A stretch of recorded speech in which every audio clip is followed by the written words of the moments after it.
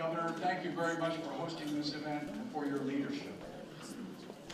Honorable Minister Staniksai, Honorable Minister Jawed, all of the honorable ministers and elders here, members of the government, fellow generals, and honorable citizens of Kunduz. I stand before you today with a heavy heart that innocent Afghans were killed and wounded because of our tragic mistake in October. Immediately after this event, our President, President Obama, telephoned MSF. He also spoke to President Ghani to express his sincere regrets and condolences.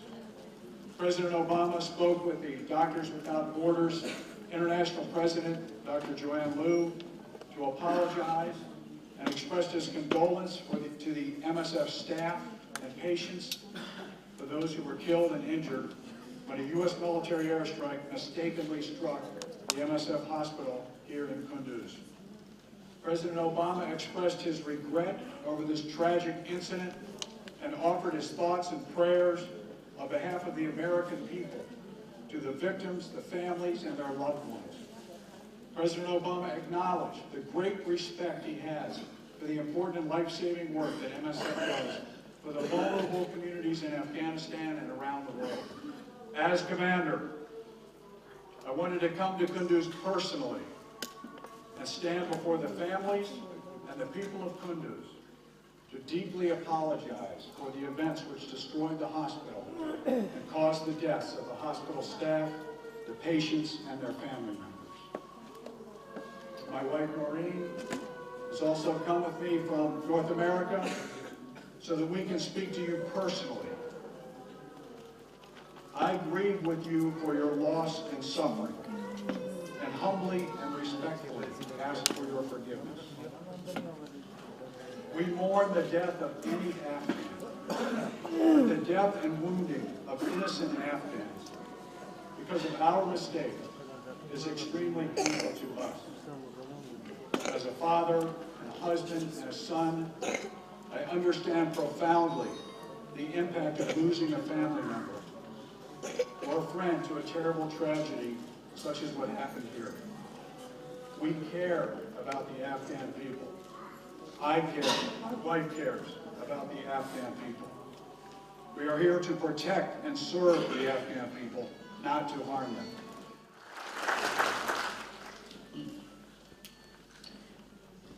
I also wanted to tell you here today that even though this terrible mistake happened, and it's very important that we prevent it from ever happening again, we are committed to you and the security of Kunduz.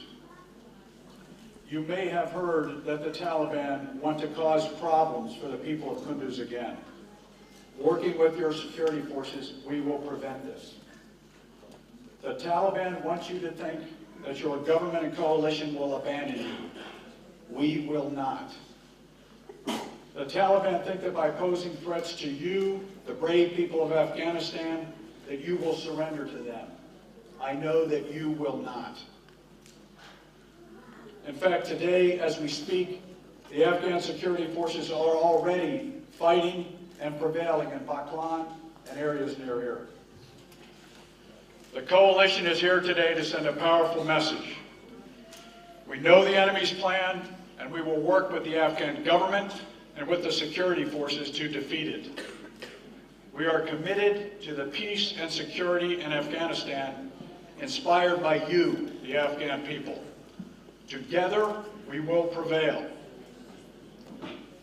And now my wife, Noreen, would like to share her thoughts with you.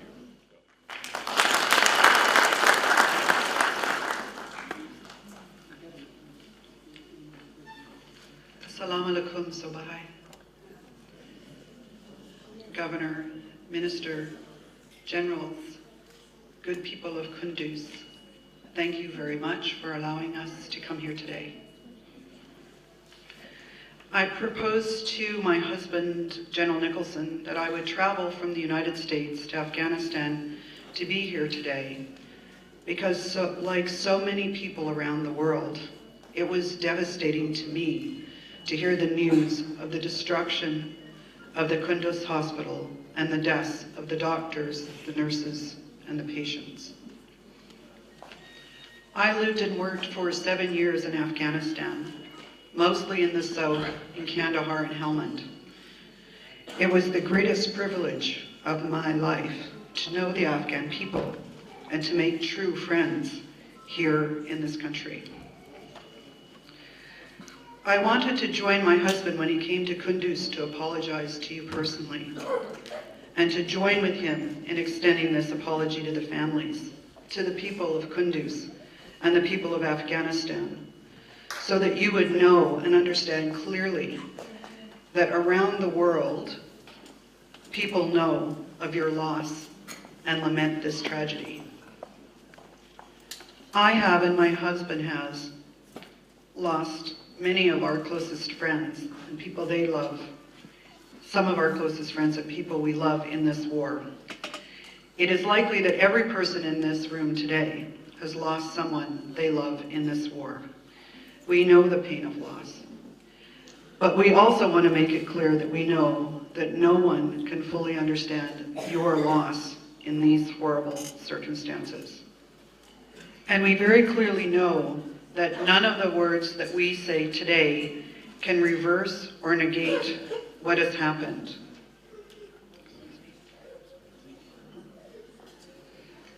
We can only hope that our apology today and our understanding of the real anguish this tragedy brings to so many people who love Afghanistan can bring you a small measure of comfort.